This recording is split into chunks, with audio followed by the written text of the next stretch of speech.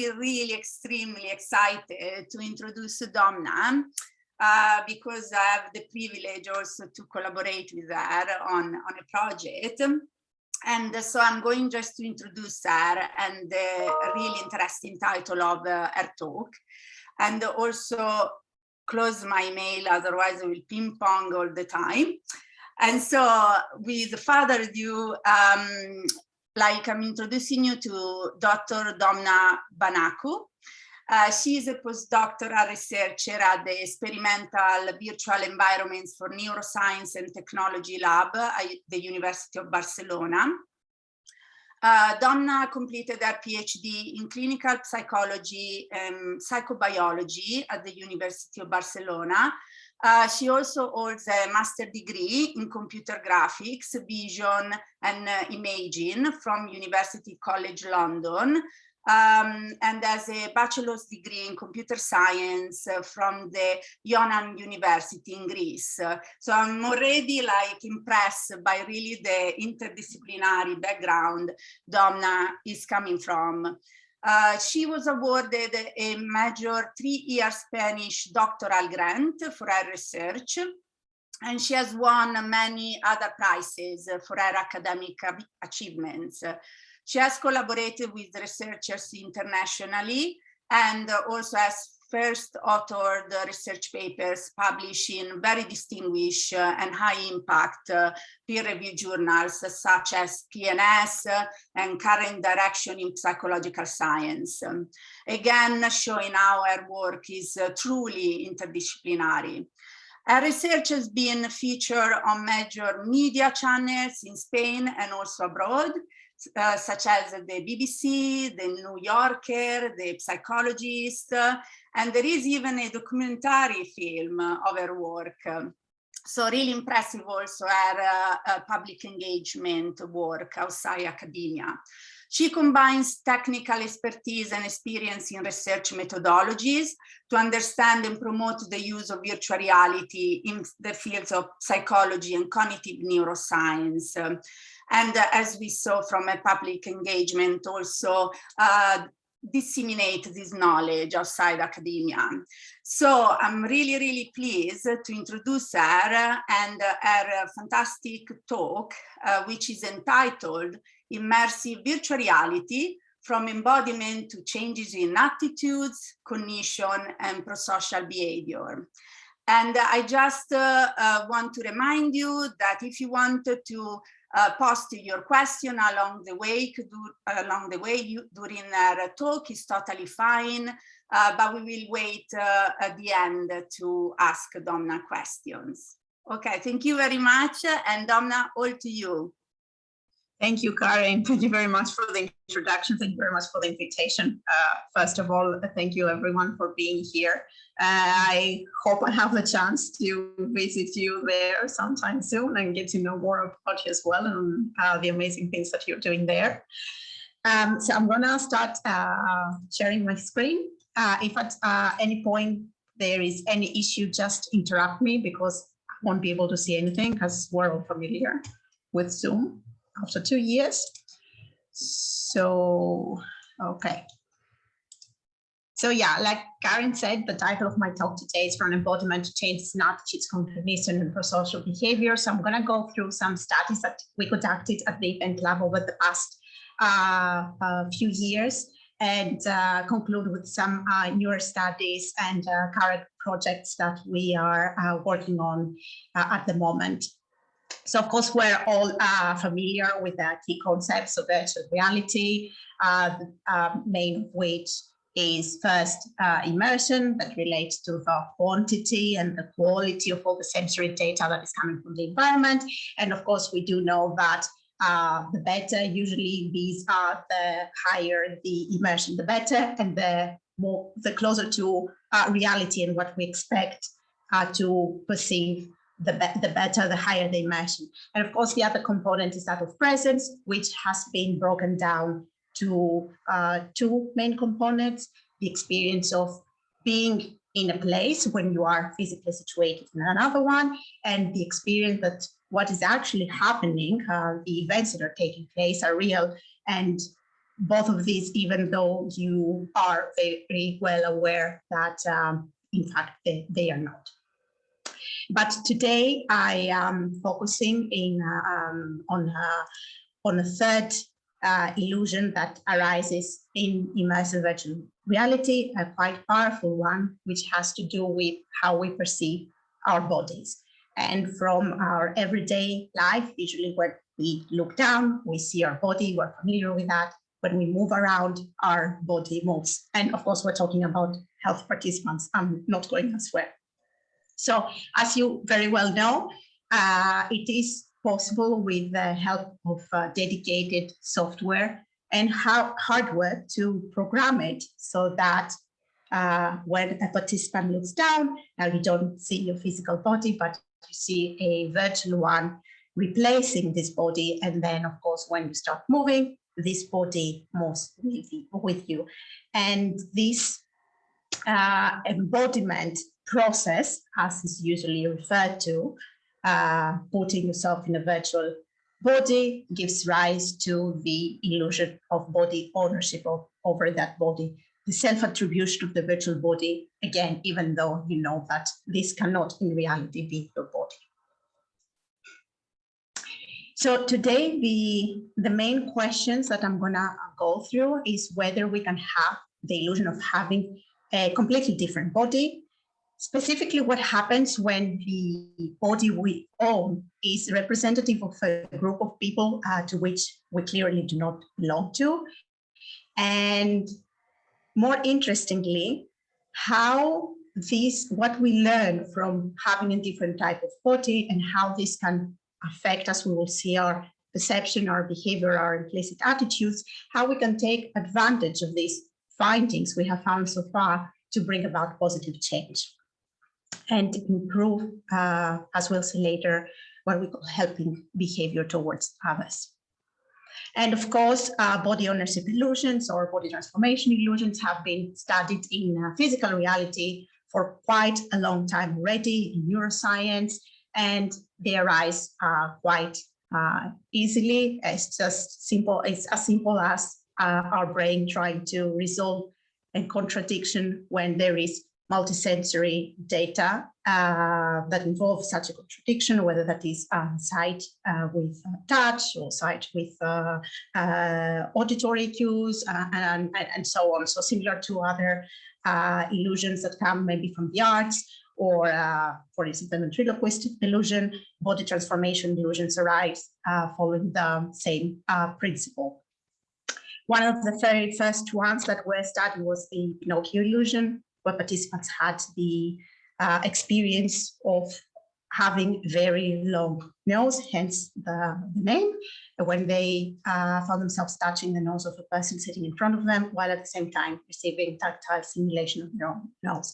And of course, this has been extended to body ownership illusions over different parts of different, not parts, body, like fake counterparts, such as the very, very famous rubber hand illusion, which has been replicated and studied for a very long time, and probably you're all familiar with, and which has been found not only to induce this experience of owning the hand or any other body part, fake body part, but it has also been found to lead to physiological reactions when it comes to a threat towards the body, and also related brain activity. And of course, apart from the rubber hand, there has been illusions over entire mannequin bodies, or bodies that even appear to be different in terms of size, very small or very big bodies. And many of these, of course, have been replicated in virtual reality. It is quite easy, straightforward to do that. And the rubber hand illusion has been studied in virtual reality over a virtual hand this time, even when this hand or this arm at times appear to be very long arm, or in a different example where participants have the illusion of owning a very large belly, where is synchronous tactile simulation.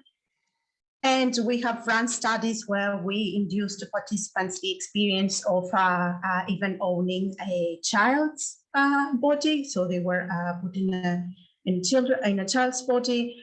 Participants having the illusion of owning the body of famous personalities, such as, for example, in this case, that was Albert Einstein, or being inside the body of Lenin during the Russian Revolution, talking to Freud and finding themselves being inside Freud's body.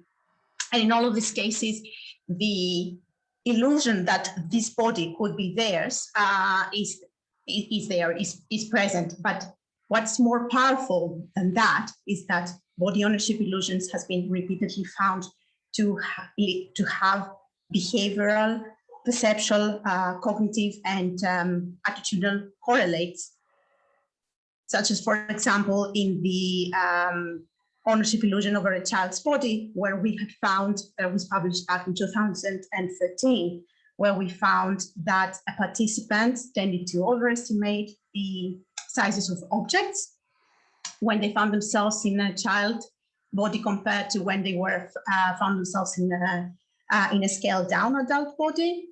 Or for instance, when owning Albert Einstein's body, then they were found to perform better at a cognitive task before the experience compared to before the experience, and also compared to a control group where they owned a neutral looking like body.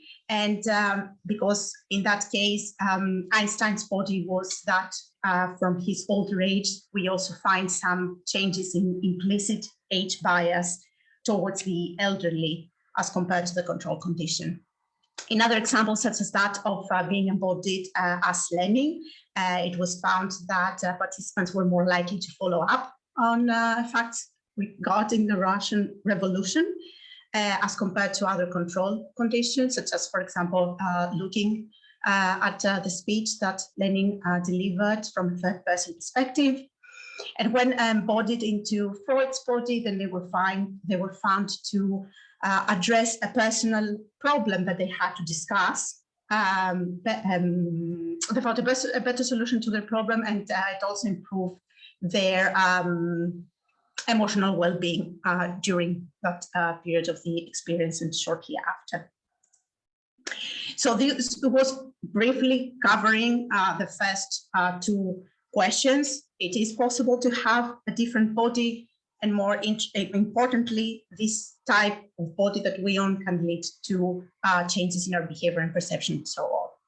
So given this, I'm going to focus from now on, like for the rest of the talk, on studies where we show that these changes can be used, this experience in virtual reality can be used to improve behavior towards others, especially when it comes to harmful actions.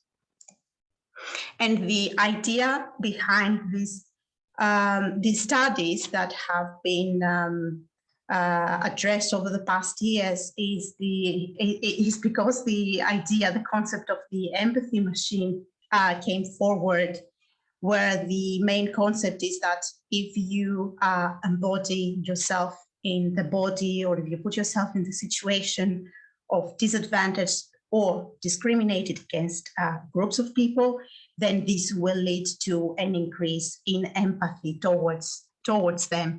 And there have been numerous examples of such experiences over the years, developed by the film industry and also by major media companies, apart from research groups. Again, you're probably, if not all of you, most of you familiar with such experiences, where, for example, you can see yourself experiencing the world from the viewpoint, from the eyes of refugees at camps, or having the experience here, for example, Hungary in Los Angeles was a documentary led by de la Peña, where you see yourself waiting in queue to get food where other homeless people were present. And Out of Exile is another experience where you see intrafamiliar violence happening towards a member of the family who came out as gay. And I loved so many other experiences similar to this. And in Bevan and colleagues in their book, The Ultimate Empathy Machine, identified 150 examples of such experiences that were published only within 6 years, and that was up to 2018. There are many more that came out after that. But the empathy machine idea has also received, apart from the positive attention, it has been scrutinized a lot, and the critics have argued that it is not necessarily conveying the proper message or what people expect to see and understand from these experiences. But in many cases, it has been shown that it works, maybe not addressing empathy overall, because it's a very complex topic to address, but some components, if we can call them, of empathy.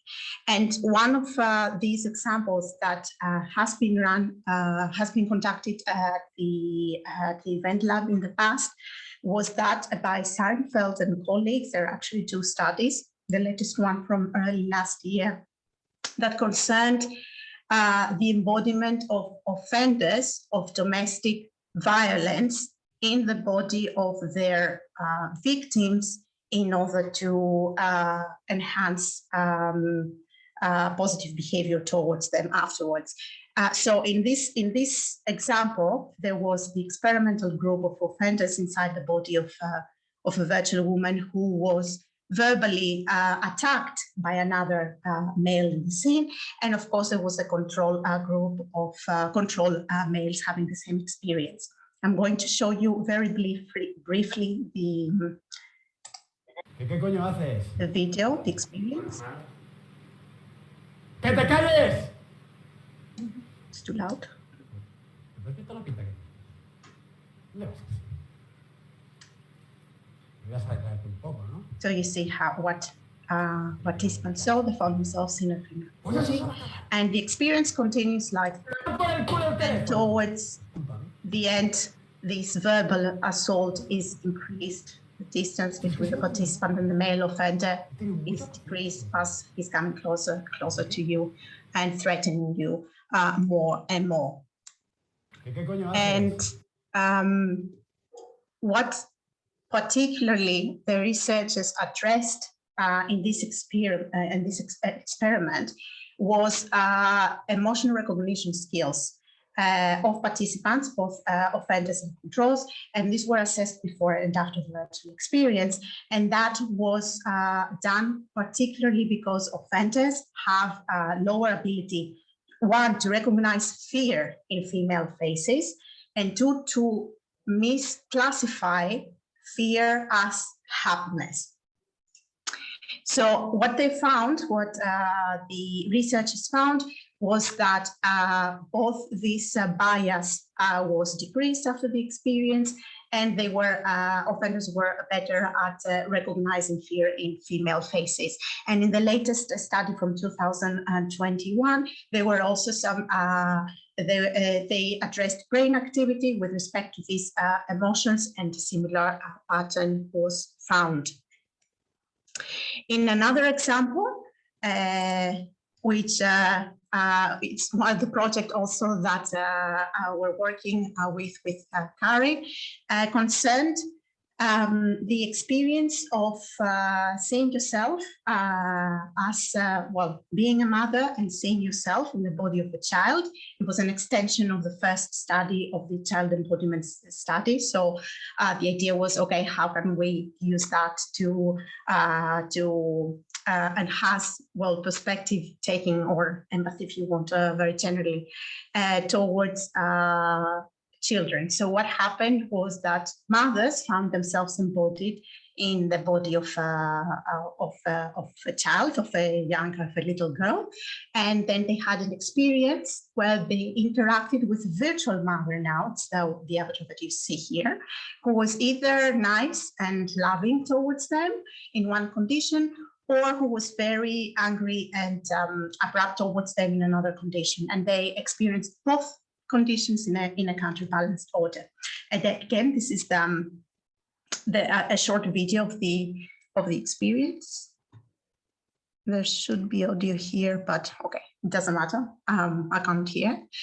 So this is the example of the aggressive mother. The content was the same among the two, between the two conditions, and the experience just kept like this. So the mother comes in, either greets you or speaks to you badly, either tells you how much she loves you or how untidy you are, and so on. And at the end, she just walks out and the experiment finishes. And what we had found here, well, of course, like in the previous study by Seinfeld, and this one, embodiment and body ownership, the illusion of body ownership is high in all conditions. So participants do feel that the body they have is their own, whereas in the previous case of offenders inside a woman's body, or in this case of mothers inside a child's body. And with respect to the experience, for example, in this case, comparing the positive, that was the positive interaction, the negative interaction with the mother, participants did find that the scenario was quite violent in the negative interaction, and they also had this feeling that they were at some point, they were going to be physically assaulted by the other character in the scene, even though in all these cases, you do know that this is not real. There was no real person there that would physically harm you.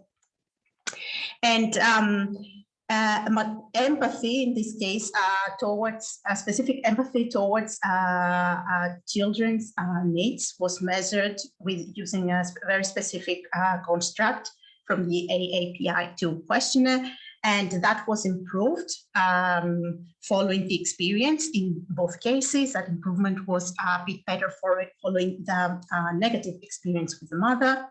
And we also addressed the recognition of emotions, very similar to the study done by Seinfeld.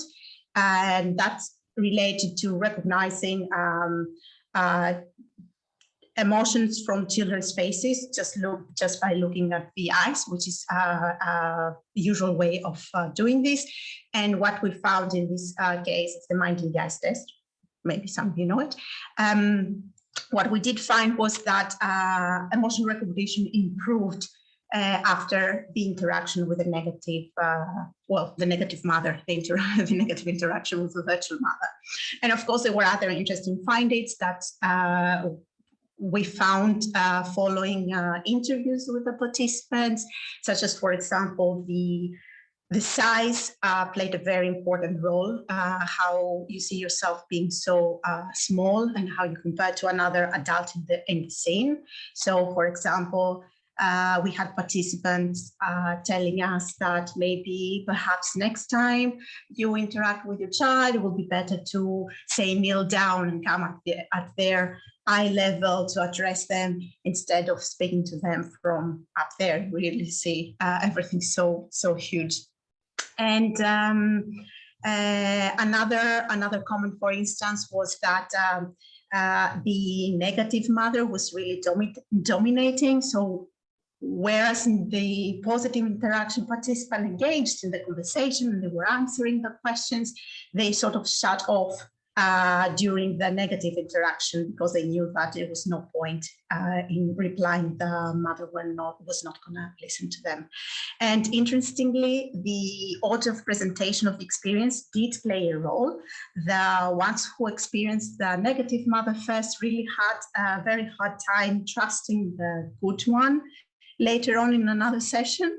And finally, they did say that the experience would make them think more about their own parenting, and also expressed their concerns of how difficult this would be to maintain over time, and whether they would need to have maybe a reminder of the experience.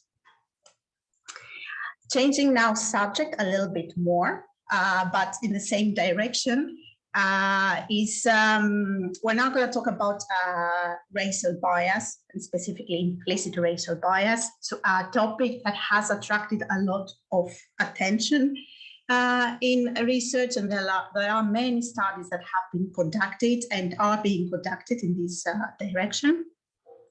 And again, I want to highlight that it is implicit bias. We're not talking in the studies that I'm going to present here about participants, people saying that they are explicitly biased or showing racial behavior towards others in with an intention. It's more like if you think, for example, of yourselves getting attending to a place, or getting on a bus and public transport, and who do you choose to sit next to? A person from a different race, maybe, I'm talking about race here, but it can be, for instance, a homeless person. It's bias. It's this type of bias. So one of the first studies that were conducted in this direction was done by Peck and colleagues, where they simply put participants in a black virtual body, and there were also two other control groups with a white virtual body having the same type of body as the participants. They were Caucasian, and a purple virtual body. And implicit racial bias was measured with the implicit association test that has been widely used in this direction. There are other tests and constructs with similar, not the same findings, but we're going to focus on this one here today. So nothing much happened during this interaction. Participants, after the embodiment phase, they just saw some people passing by, and after they finished the experience, they were administered the implicit association test again. Pretty sure you are familiar with the test, but very briefly, the way it works, that you are given words or images of white and black faces to classify as quickly as possible into categories. And this can be either, black people with positive words, or black people with negative words, and white people with the opposite pairing. And if someone is faster classifying white people with positive words and black people with negative words than the other way around, then there is then they show more bias towards black people. So what they found in this study that was quite surprising at the time was that the embodiment in a black virtual avatar led to a decrease in implicit racial bias right after the experience, and there were no changes to with respect to the other control conditions. And I say surprising, but at the same time, it was really hard to believe in these results. But at the same time, the similar findings were replicated by other groups with respect to a black rubber hand in virtual reality. So the findings were compatible. And a couple of years after that, we were interested in seeing whether, well, first we can replicate these findings, these results by Peck from 2013, and also to take it a step further, we looked at whether having multiple exposures of the experience can further enhance the outcome, so it can basically reduce implicit bias even more. And two, whether the results, this effect can be sustained in the longer term. And we created an experience where this is what it looked like. Just because participants had to come back multiple times to do the experience, we gave them the cover story that they were going to learn Tai Chi. So there was a virtual instructor there who was teaching them some basic Tai Chi movements, and participants found themselves in either a white or black virtual body. That's all that happened. This is, well, very briefly, the experiment design. To test whether the effect was there in the longer term, in this case, instead of delivering the IIT to participants right after the experience, like in the study by Peck, we call them back a week later to just have the test.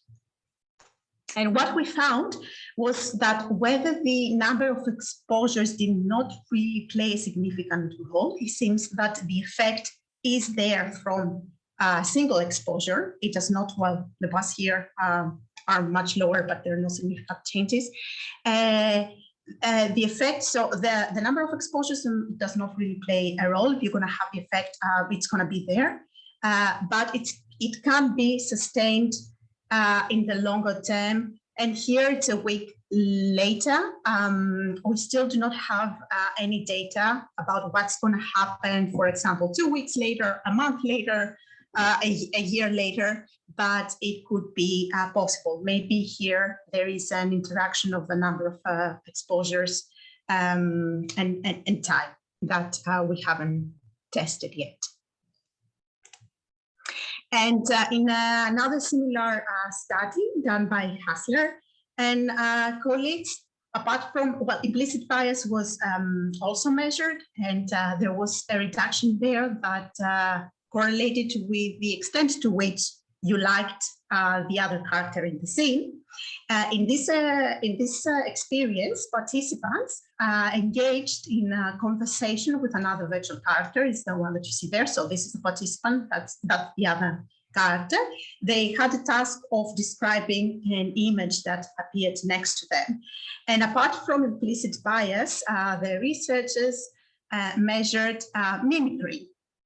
So like you see there, the other virtual character performed some specific movements during the experience, and the researchers measured how much the participants mimicked this behavior of the virtual avatar. And what was found was that mimicry was greater of the black virtual body, but only when participants were also embodied in a black virtual body. And if participants were embodied in a white virtual body, then they tended to mimic more the other white character. So there was this in-group, out-group effect with respect to your own body that changed depending on what type of body you had. And these studies were all very nice and very exciting, but there is an early study, it's probably the first study done in this direction to address implicit racial bias from 2009 by Krug and colleagues. And in this case, they found that when white participants were embodied in a black virtual body, then there was an increase in implicit racial bias. So we were interested in addressing this.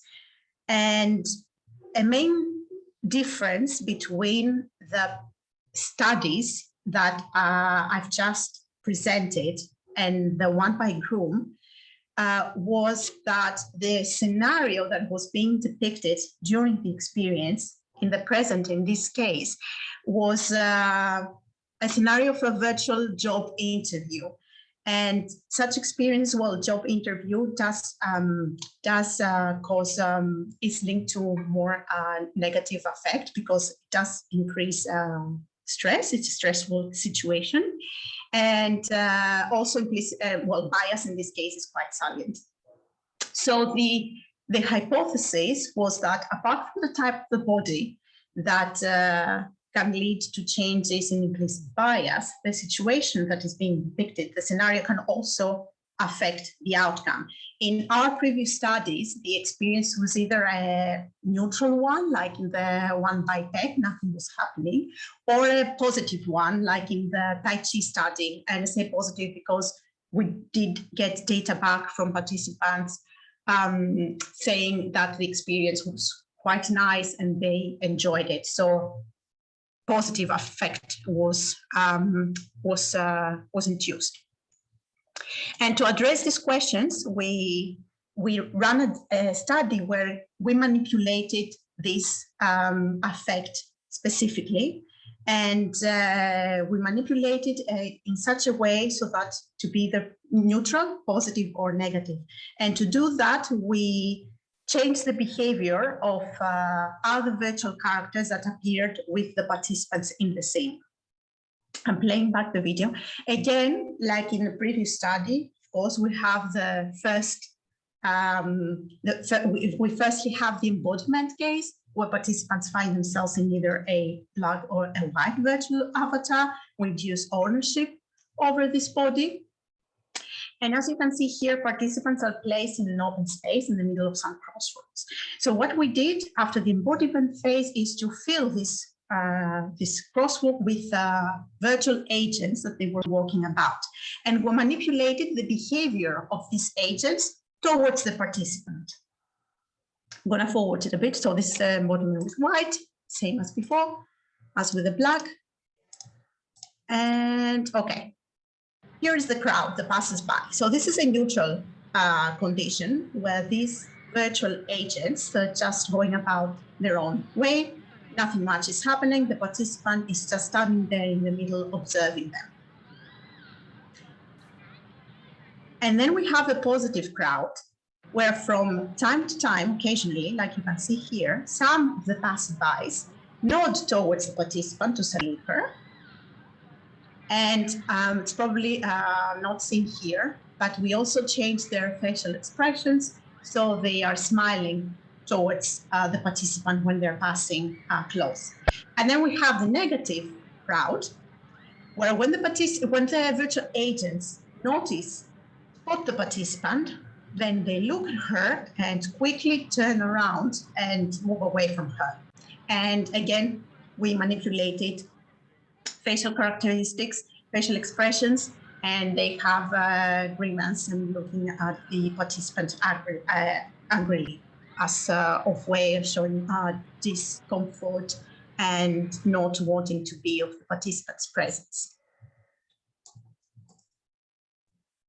And first, looking at the results now with respect to the scenario itself, it did work in terms of how the virtual crowd was perceived by the participants. You can see, for example, here that in the negative condition, participants did feel that the agents avoided them, whereas they appeared to be friendly in the positive or neutral condition. They also felt judged, rejected, and not so much as part of the group in the negative condition as compared to the neutral or the positive. And then, of course, we need to look at the body ownership illusion. In most of the studies, it is a prerequisite for the subsequent analysis. So we do need to know that participants did feel that this body they had was their own. But surprisingly here, although for the neutral and the positive conditions, there were no differences for white and black, and the scores were high, we did find that for those participants who were embodied in a white virtual body and they experienced the negative interaction with the crowd, then they reduced, they sort of tended to reject the virtual body and report low body ownership. And this is not that surprising as the connection between body ownership and well, specifically traumatic events has been argued before, and that there is this dissociation during trauma. And of course, in our case, the experience was not a traumatic one, but it did cause negative effect. So we came to the conclusion that, as has also been argued before, body ownership may not only depend on bottom up and top down processes. With respect to the virtual body, it has been studied in the literature, but the affective social situation can also affect body ownership. And of course, moving on to the main finding of the study, that of implicit bias. Again, implicit bias was measured with implicit association test. For the neutral and the positive experiences, the results follow those results from previous studies. We have the same pattern. There is a decrease in implicit racial bias following the experience, and as we expected, following the negative experience with the crowd, embodiment in a Black virtual body can actually lead to the opposite effect. Instead of decreasing bias, it can lead to an increase in implicit racial bias. And again, not a surprising result, as this link between emotion and cognition has been widely studied, and specifically negative affect has been shown to result, among others, in cognitive inhibition. So it does impair the formation of new implicit associations, and in reality, this is what BIT measures. It's the formation of new associations. Now, I am Black, so I see myself, the self is implicated there. So when participants are shown the categories of Black and white faces, positive and negative words, they are faster at creating new associations that are now taking the self as a Black person into account. And these are not formed in the case of negative affect.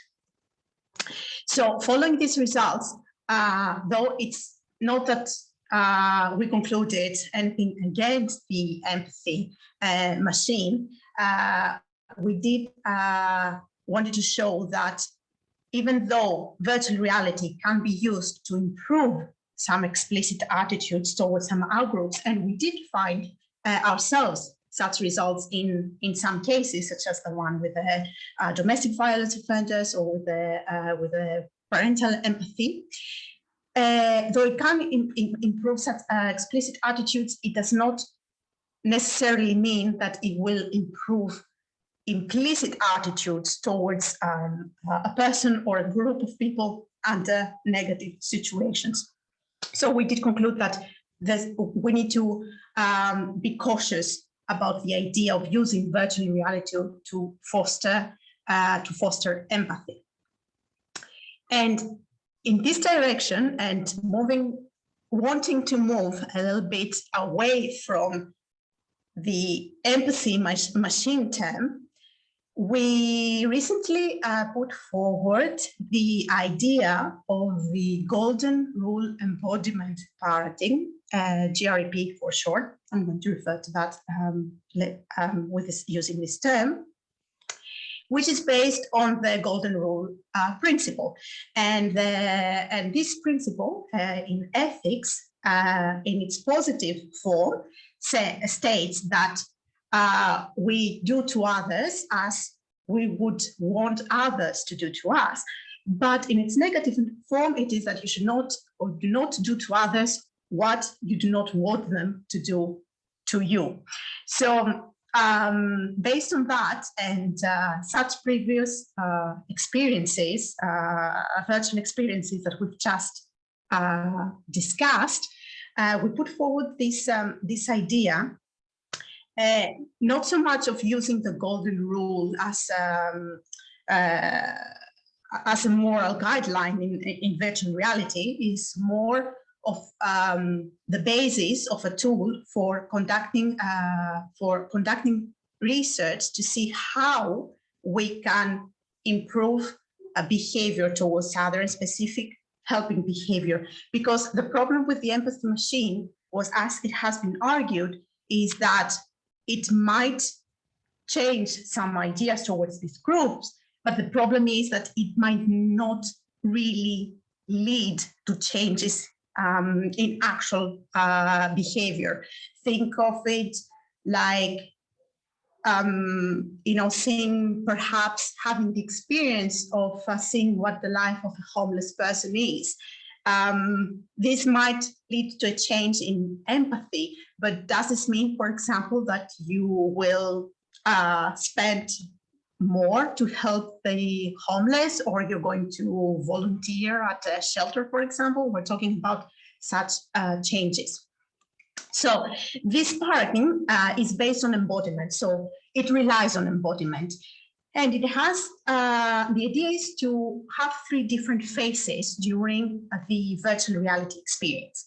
During the first phase, participants are embodied as somebody in a situation that either causes harm to another virtual person explicitly, or that participants are complicit in this behavior, for example, by not taking any action, just passively being there.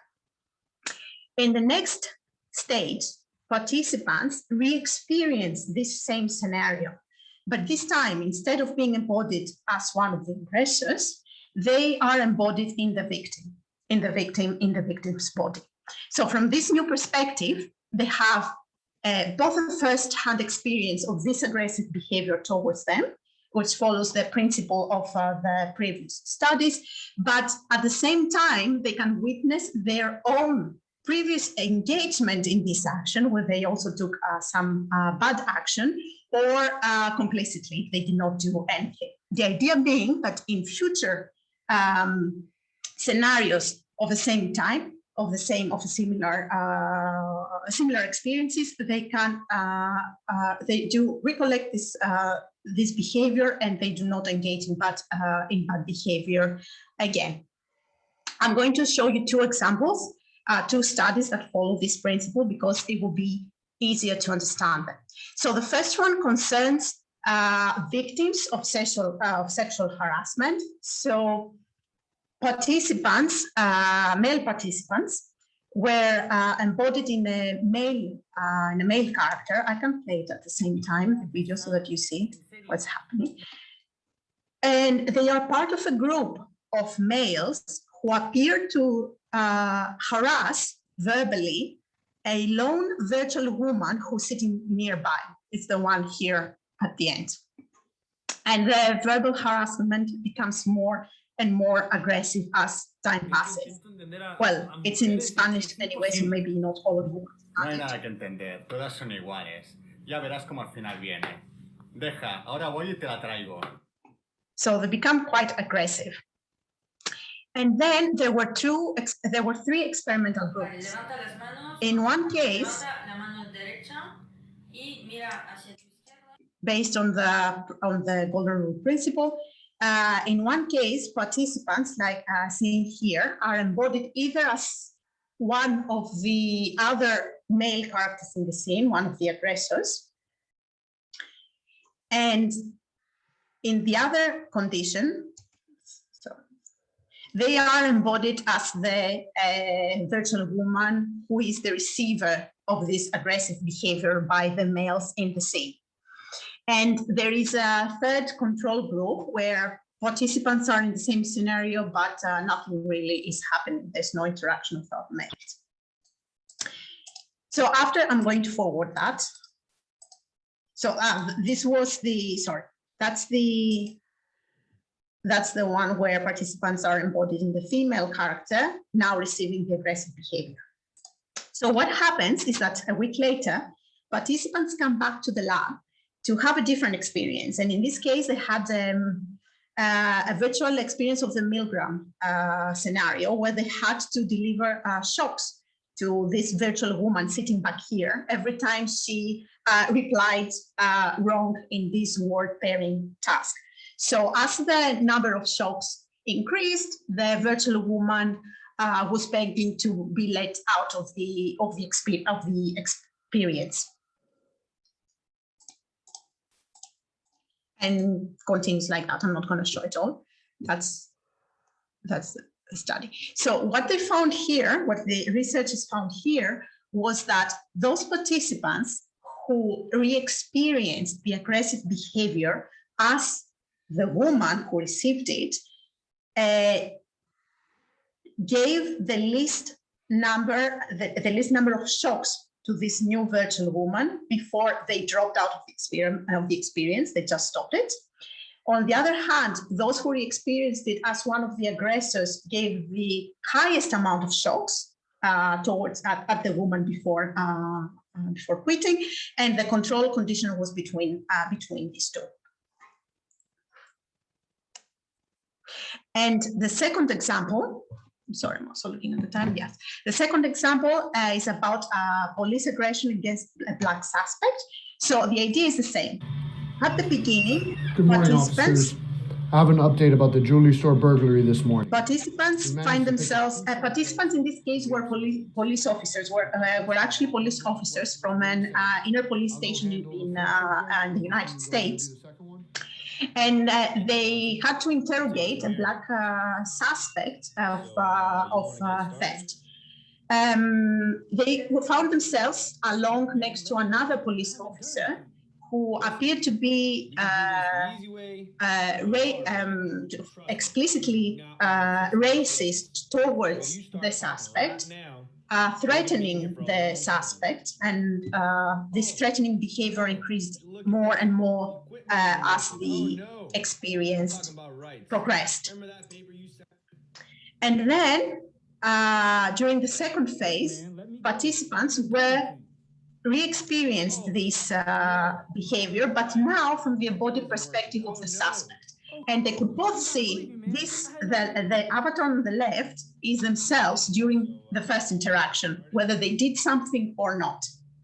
And this is a third, this is another condition where they saw what was happening from a window outside the interrogation room. How you doing? So a week after, the participants came back for another experience, and they found themselves in a virtual cafe now, but where this officer that was part of the interrogation was with them.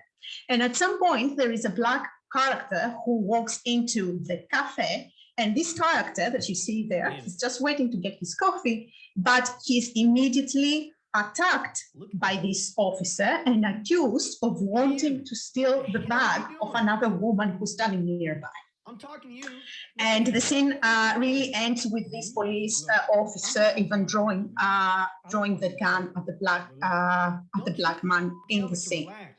And what they looked at was how much participants tended to intervene during the cafe scenario based on the experience that they had before.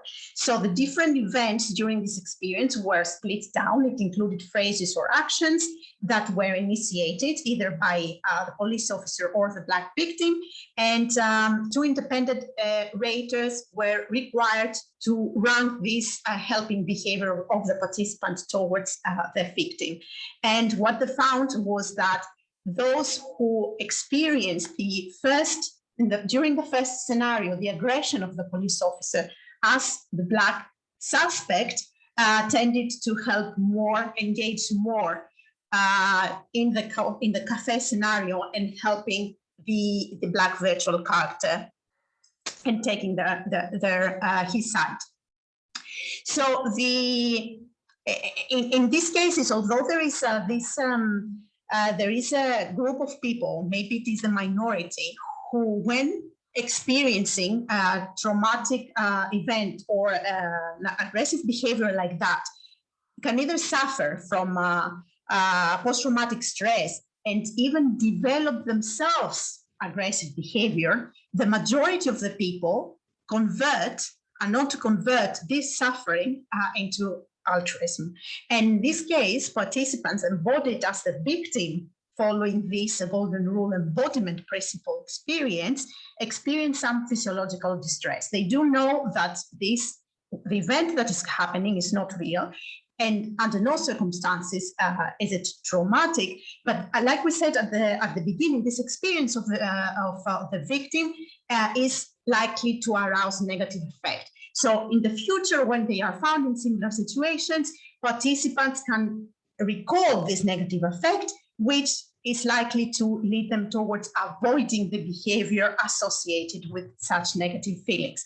So the main difference between the empathy machine and the GREP is that in the first, participant is a passive receiver of harm from other people, whereas in the second one, the participant needs to be involved in harm towards the others, whether active or passive, and then re-experience this harm from the embodied victim's viewpoint. So this double exposure is needed, is necessary to lead to these desired effects. And of course, I'm just finishing. I'm not going to take more of your time. Just bringing up the ethics of VR, because it's something that we should always keep in mind as researchers. Technology improves. It's moving really fast. Everybody nowadays is we're listening about the metaverse. It's in the news. It's everywhere. Participants, people are not really familiar with that. They're not, the majority at least, do not really know what this involves. So we must be extra cautious in regarding how we are using such experiences and addressing not only the positive effects that virtual reality and specifically embodiment can have, but also what can be the negative correlates, and address them before it's too late. And of course, just because we're listening about too much negative effects during the entire talk, very briefly introducing you to the current MOTIVE project at the Event Lab. MOTIVE stands for Moments in Time in Immersive Virtual Reality.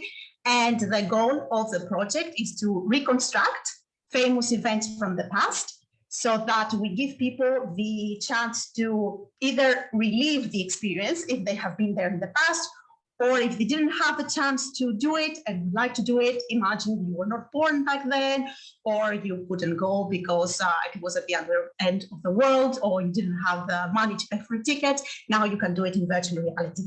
And we started this by, that's an original video from the Dire Straits concert at Hammersmith Odeon from '83. So my colleagues at the Event Lab, some of them are working on reconstructing the virtual scenario of the concert, and we aim to automate the process as much as possible so that it can be applied to other scenarios and not have the need to do everything by hand. And the end goal is not really to create a product out of it, but use this as a platform to conduct research. So this is the virtual, it's a quite old video. There's been a lot of progress done in this direction. This is the virtual experience of the Dire Straits concert. So we do use this setup to address presence, what it takes to make participants feel as much present during the experience as possible. What does it take? We're looking at new ways of measuring presence, and of course we are looking at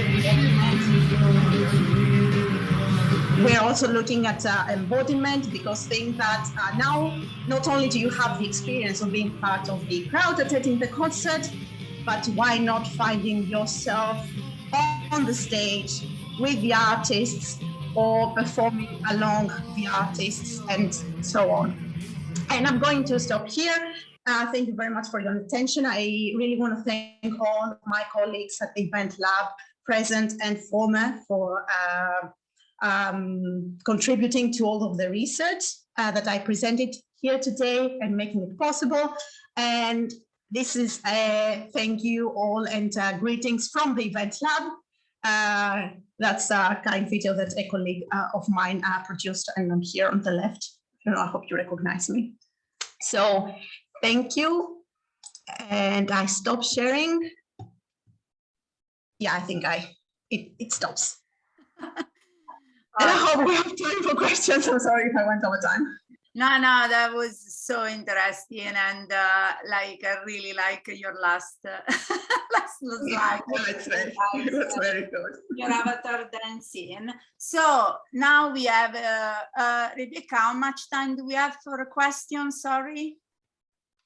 Well, it was put into the Outlook invite, actually. It's an hour and a half until 2:30, but it depends if people can stay that long. I know a couple of people have dropped out, which I expect had 2 o'clock meetings, but yeah. Okay. So there is one question in the chat from Michael Coleman, and he's asking, can you see it, Domna, or you want me to? Yes. Okay. Yeah, I can see it. I guess everybody can read it. So, hi, Michael. So, endurance of embodiment. If you embody a user in an avatar's body in a VR session, could you then show them a third-person perspective of that avatar and recognize it as themselves? Well, if you record. Well, and actually, I don't know if they can put on the microphones if I do not address this question.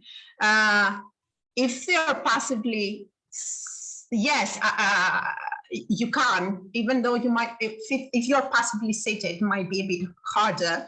Although if you do embody the avatar and you know what they look like, you probably look at their physical appearance and say, this is me. And of course, there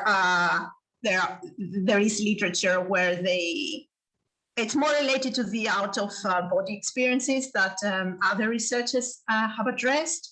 But if you go a step further and you actually record the movements of yourself while the embodiment session, and then you see yourself performing these movements from the third person perspective, you'll likely recognize that this was used. As for example, in the case of the police officer aggression, when participants saw from the perspective of the victim, they did recognize that the other character standing there next to the police officer was themselves from the previous experience and how they behaved, either with further aggression or by not taking part. So yes, they do recognize it. I can't tell you explicitly now of a specific study addressing this, but I'm relying based on past experiences and from the studies we've conducted. Okay, great. Can you see the second question from Caitlin? So, Caitlin, do you find that different methods of body tracking, embodiment induction in VR makes different results? Not really. I mean, if you can have the best you can have, then great. What we do know from the studies we've conducted is that if you do have body tracking, even if it is a basic one, even if it's just upper body tracking, it does make a lot of difference in how you perceive your body. I mean, it's okay, and there are studies who have found that the illusion still arises even by a collocated virtual body and, you know, a first-person perspective, just looking down, and it works. But it's the quality of the experience. Once you add the tracking, it goes a step further. Once you add lower body tracking and then participants can move around, they can walk, they do whatever they want, then it does take it to another level. But the ownership illusion is still there. And I know there are some researchers who are trying to address whether the different levels of ownership might enhance, let's say, some of the effects, but the effects are certainly there. Domna, there is Harry that has raised an hand, so I'll let him ask. Yes. Hi, Harry. Hi, good to see you.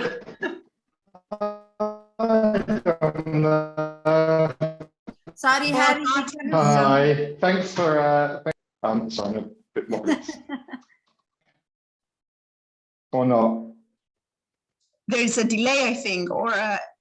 Try again, because we couldn't hear you. Can you hear me now? Yes. Or you can. Okay, cool. So I think I may have had to mess about with the settings. Yeah, thanks for the great talk. Really lovely to see all those studies. I mean, nice to see the video of the police study as well. Yes. I read the paper, but I don't think I saw the stimuli like as graphically as that. That was great. I was just wondering, going back to the kind of exposure study, so the one where you're getting positive or negative reinforcement from the other people while embodied in the dark-skinned avatar. I'm right in thinking that in that study, all the other people are white. Is that right? In the police one, yes. Not in the police one. In the other in the studies, crowd yes. one. Yeah, they're all white. They're all Caucasian. Yes. So yeah. So I wonder, like, what do you think would happen if you're getting? I mean, do you think the effects would be just the same if the crowds are black as well, or like if you're in a white avatar? I guess the interesting one maybe is if you're in a white avatar, but the crowd are like. Do you think in that case where the avatar matches the white participants' initial skin color, you're just going to get a negative, like an increased racial bias anyway, or do you think you'll get some sort of flipping like you find in the Hasler study? Yeah, it's very interesting. We actually thought about it, and this is why we kept the crowd as well white, because it could lead to confounding results. It would be interesting. It would be interesting to see, because honestly, I do not know.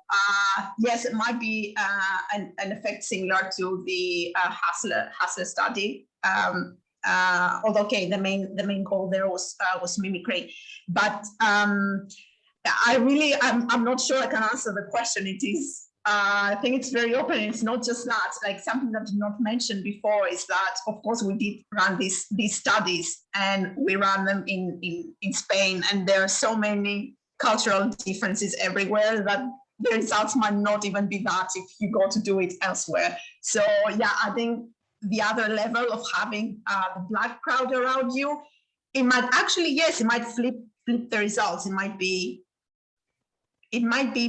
better if you are in a Black virtual body, but then I don't know, because I don't know what you would think. You know, you are Black, and then these other Black people around you treat you negatively, and you sort of don't know why it's right. Yeah, that's why I changed my question halfway through, because it seems like here you're in the Black body, you get negative feedback from this white crowd, and that's reinforcing what presumably is like slightly existing bias, right? Exactly. And you say the crowd's judgment is kind of right, or the negativeness must be to do with me. But I kind of wonder if you just flip it, saying that you're in the identity you already have a positive bias to, and the people giving the negative reinforcement are of the out group. Do you then just say, oh, it actually shows that the out group are bad? You know what I mean? Like, how much is it a biased reasoning? Yeah, sorry, I cannot also hear very well, so I'm missing some of the words. Okay, sorry, that's okay. Well, maybe I'll leave it there, because I'm not sure. I think maybe it's it would be nice to discuss with you further if you're interested, because I know that you are conducting research, and there are so many open questions I would love to discuss. And get your feedback on. Yeah, definitely. Or maybe I'll drop you an email. But thanks for the talk. It was really great. Thanks, Harry. Thank you. Turn my mic. Domna, there are 2 more questions, one from Cyril and one from Anka. And okay, Cyril first. Okay. So hi Cyril. As a VR headset user myself, after some VR sessions, I sometimes have brief dissociation feelings where I feel like my actual hands do not belong to me. Are there research looking into the adverse effects of VR? And if so, are there any already identified? So yes, I know there is research. There is research. Most of this research really has to do with patients with different conditions. I'm not aware myself of one specifically looking into dissociation with healthy participants, and to be honest, like usually when we do these studies, there are some specific questions addressing that. Whereas, for example, you feel like you have more than one bodies or 2 bodies and so on, to sort of tap into this. And like from my experience, from the studies that I've been involved in and we have conducted, usually the overall feeling is that it's not. Participants do identify with this feeling. I'm sorry I cannot answer your question more precisely. I think you should look more into studies with patients in this regard rather than healthy controls. Although, like you said, I mean, it can happen to anyone. Never happened to me. Yeah, I don't know if it's helpful at all. I'm sorry. I lost the Anka. Okay, yes. Hi, Anka. I was wondering, what do you think about personalized avatars that look and behave like users, virtual twins? Do you think using them in some of the studies would potentially lead to stronger different effects? So you're talking, I guess, about like lookalike avatars. That's what I get from virtual twins, just having your representation like the video I showed at the end.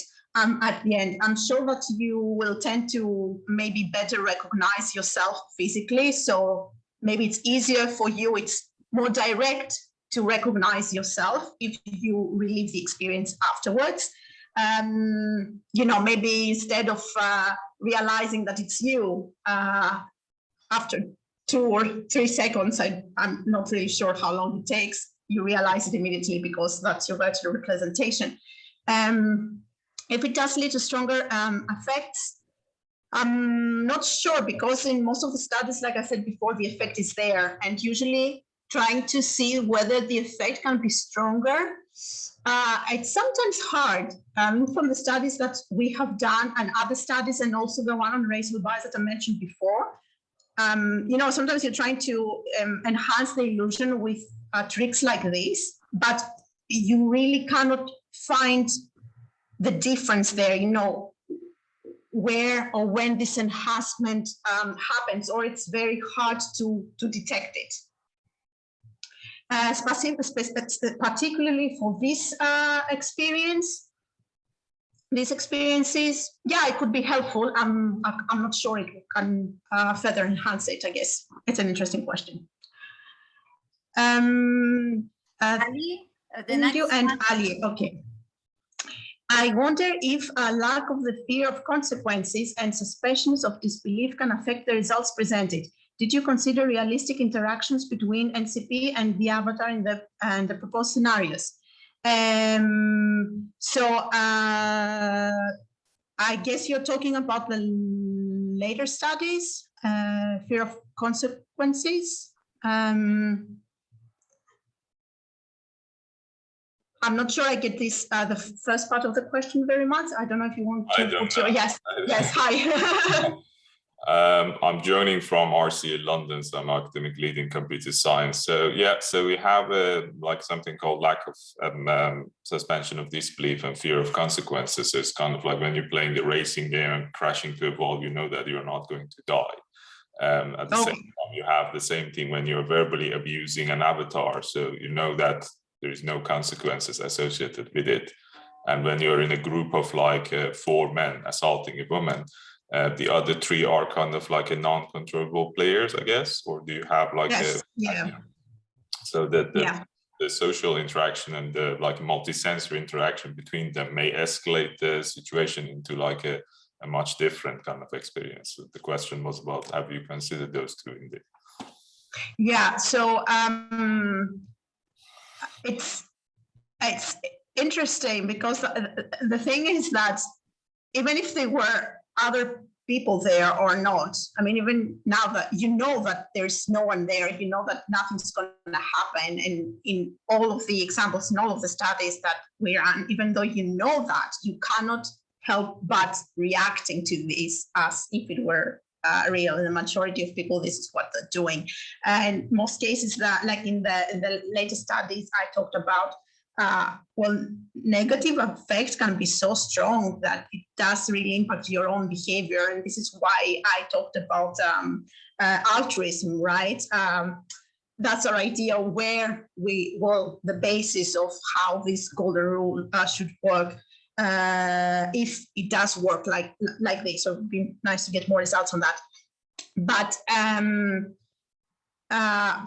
for realistic interactions, for example, what do you mean by realistic interactions? Because the interactions were based on actual scenarios from people. It's just transferred in virtual reality. You're talking more about the other person knowing being real, or yeah, if the whole 4 men in the pack actually are controlled by kind of different people, they can actually, so it's not based on a specified scenario. It's more like a freedom in terms of the interaction to just evaluate the situation.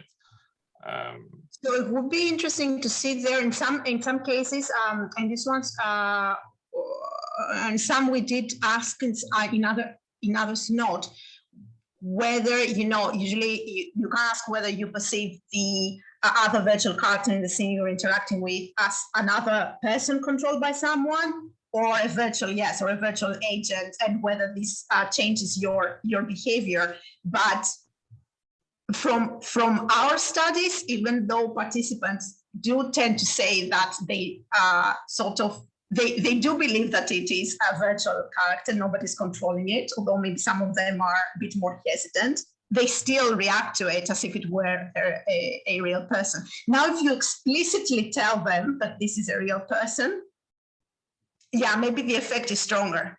It can be even like a non-real person, because one of my PhDs is working on the conversational agents, and they're using things like GPT-3 to just dynamically generating like okay. Yeah. So it can be something like a realistic interaction that you're feeling that this is real. Yes. So you're moving out. That it's not predetermined. Yes. Yeah, I guess there's a lot to come in this direction, but people are working on it, and yes, this is very interesting.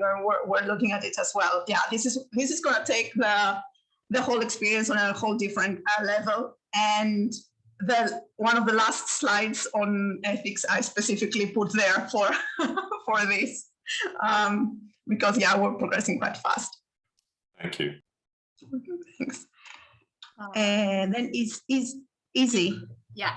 And the embodiment phase, how do you measure the level of embodiment? Do you require people to meet a certain threshold to continue? Not really, starting from the last part.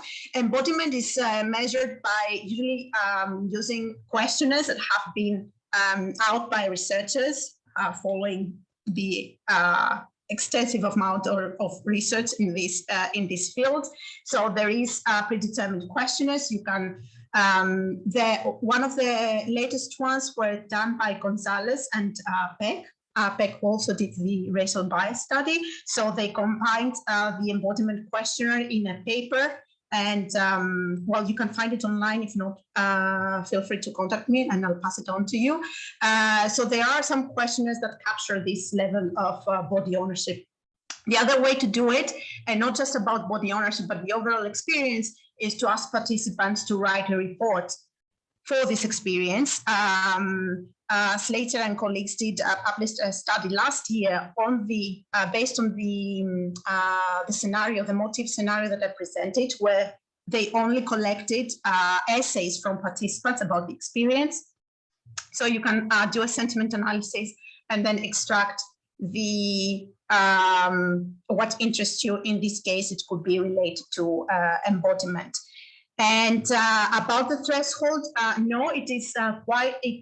Ideally, you should have high levels of embodiment, because if not, you cannot tell whether it is a type, you're feeling ownership over the body that caused the effect, or it's unrelated to that. So if you do have low ownership, you cannot really know. Maybe it's a random effect, maybe it's something else. And the other way to go about it, if you want to see such effect, is to split your groups in low or high embodiment, and then look at the differences there and see whether, for example, those with high embodiment were the ones who where the effects were found, and those with low embodiment, there was no effect. Jake. Yeah. Okay, sorry. Thank you for your message, and thank you. Okay. I think the questions are all answered, at least on the chat. Yes. I have two questions. One is related to the interaction aspect. That is like in the majority of the studies, but tell me if I missed something, when they are embodying the victim, or even when they are a bystander, or someone that could do something, they all are always quite passive, if I understood well, in the sense that they will not be able to, have a reaction and actually to what is happening. And the other avatar, because they are not clearly real person, as you were discussing before, will not be able, to react back and so on. Is that the case, or maybe I missed? You mean when you are the victim to react? Yes. Yes. No. So in many cases, you can react. Of course, nobody is telling you not to react. The thing is that you're so drawn really by what is happening, and people focusing on their own behavior, which is the important part here from before, whether this behavior was aggressive or passive. So, you know, seeing it from this perspective, I mean, seeing yourself not doing anything is not good for you. I mean, you realize it, you don't like it. Yeah. So mostly, yes, it's about re-experiencing this aggression towards you. But yes, you can definitely react. In these cases, yes, it's not going to be a realistic conversation like Ali said before, because everything is predetermined. Yeah. Yes, the next step would be to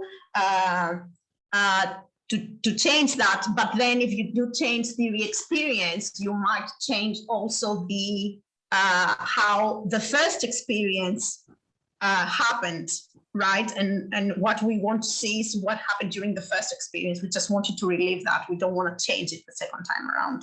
Yeah, now when you use the last paradigm, I can see how that is going to be difficult, because then you don't know what was affecting, you know, like the behavior. But for example, the parenting study that, you know, we are collaborating on, like I think a really important component, especially based on reports of the participants, is that they wanted to interact with the person, and they wanted the reaction, and they wanted a real interaction. I mean, as a child, often that's what happened, that they shut down if someone is very aggressive and is, you know, bigger than them and so on. But like there might be situation where they want to react, they want to say, no, it's not like that, and they want to have an interaction. Yeah. So I think that, as you say, is really like the next step, and it will really to implement it. The other thing is, I found really interesting your idea of clearly like not focusing so much on change and empathy, and maybe you know, the attitude of feelings, but actually on the output, the behavior. Because at the very end, ultimately, if we can change the behavior, that is really positive, right? However, I wonder whether then that will last at all. Because if there are not really changes at a deeper level, I wonder whether, you know, there might be a short-term change, but then they will just revert back to behave in the same way. Did you have the chance to look at any of that? Unfortunately, no, and that's a problem of academia, of being able to conduct long-term studies, as we all know. And it is very important to look at it, because we honestly know nothing. I won't say very little. We know nothing. There's just a few pieces here and there addressing very specific things, and we have no idea about what's happening or what can happen in the longer term. Yeah, no, I find it interesting that you found the 3 weeks, you know, in 3 weeks. This one, yes, yeah, it was later on, but you know, it's the only thing we have. We haven't gone further than that. And it does seem like, from the studies at least we have, it does seem that having this single exposure is enough for you to recall what happened, especially when the effect is so negative that it's, you know, you didn't like the experience. Of course, on the other hand, you don't want to cause trauma to participants. But if the experience is negative, you tend to remember it easier, perhaps a nice experience that you had. And this is the basis of the whole idea, that by recalling it, you're trying to avoid the negative feelings that it created during the time. So you change your behavior. It will be really interesting to do in a shorter time, even like you did in 3 weeks exposure or something like that, to see when the empathy also change, and when it doesn't, but the behavior is changed. Whether there's the difference between the two in long-lasting, you know, effects. So I found it really intriguing, very exciting. Yeah, and it's nice if more people are working on it too. That was a fantastic talk, by the way. I didn't want to immediately, tell you how amazing it was, because I wanted to give people as much time as possible for questions. That was really a treat. So thank you so much. Thank you. I hope you enjoyed it. Yes, everyone. Yeah. I guess if you have any questions, you can reach me directly, or I can put you in contact with my colleagues. Of course, that was a fantastic treat for us. And I want that just to give maybe a few minutes more if there is a really last, very burning question. For sure. and then we let you go, because probably you are now tired. So can I ask to the one that are still with us whether there is any last questions? Oh, there is. From Emma. So this will be the last question to close, everything with. Do you think combining current research of VR experiences and racial bias with gaming mechanism, choice-based endings with consequences is possible to increase embodiment and reduce the impression that there are no actual consequences? Sorry, I need to reread that. Gaming to increase embodiment. That okay, so you are talking about gaming inside virtual reality, and whether we can take advantage of VR embodiment through gaming to reduce bias, or I misunderstand it. I don't know if Emma, you would like to. I don't know if Emma wants. Yes, she said yes. Yes, okay. Yes, that would be, well, that was also one of the next steps, right? Putting it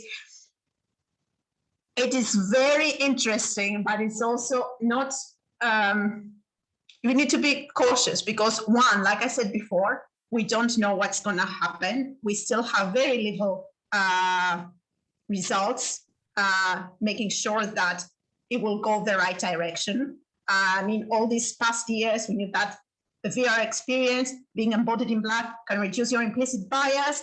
And now we did this latest study that increased. So this could really go in a very bad direction. On the other hand, there is this ethics part of the whole thing, of really, how ethical is it to do it through gaming, where you don't really know the true output. As a gamer, for example, I'm the person playing the game, and the goal of the designer was to reduce implicit bias, which is actually what we're doing now. Now I'm just posing a question here. Should you know about it beforehand? I mean, should you agree that this might reduce your implicit bias and you agree to it? Should it be, a notifier there that this experience might lead to that? And it would be amazing to do it, but not just because it's something good, it means that you should do it. It can definitely be explored at this point, and I guess this is our job, to research that and see what happens, and whether it is applied in the future, it's a different question, but also needs to be addressed just to see the positive and negative effects. I don't know if it's understood what I said. It can be done, it would be interesting, but if it should be done, it's a different question. And it's like, how's the experience? Like, you can have means for a positive cause, right? It's like for there's an expression that I'm missing now, but not just because something you're thinking is done for good should be done, really. Yeah, no, I think it was clear what you meant, and I think that there are always ways, one can be careful about that. For example, by fully informing of the aims of the study and so on. But it's true that we still don't know enough on how the behavior and attitude change to get to that point where actually you try to change people attitudes and behavior, because it could Although I do understand that this is also the goal, I mean, in the US at least, right, they do have programs in schools towards that because they need equality. And yes, who can argue against that? You don't want children to grow up and being racist. But yeah, when it comes to adults, even for children, I don't know, it's a very complicated question. Maybe it's for other people and this is to reply to, not my job, and I'm not an expert. But what you said, yes, can definitely be done, and it will probably help towards this direction. Combination of both. Yeah, me too, by everyone. I think we can close on that note. I want to thank you really. Thank you, everyone, for giving us Rebecca today. It was so nice, and I'll hope to talk to you soon again. Yes, me too.